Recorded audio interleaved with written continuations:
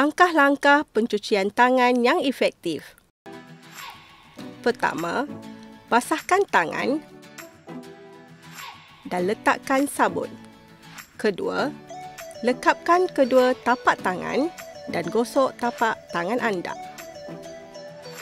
Ketiga, lekapkan tapak tangan kanan di atas belakang tangan kiri dengan jari bersilang dan gosok. Ulang langkah ini dengan tangan kiri. Keempat, lekapkan kedua tapak tangan dengan jari bersilang dan gosok. Kelima, genggam tangan kiri manakala tangan kanan menggosok di atas bahagian tangan kiri secara menurun. Ulang langkah ini pada tangan kanan.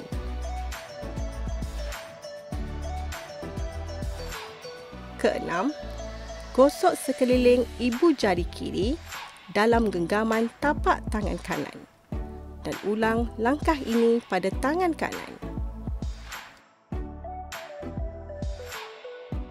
Ketujuh, kuncupkan jari tangan kanan di atas tapak tangan kiri dan gosok secara berputar.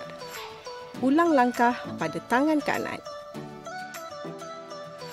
Kelapan, bilas tangan dengan air bersih, kemudian keringkan dengan tuala atau tisu yang bersih.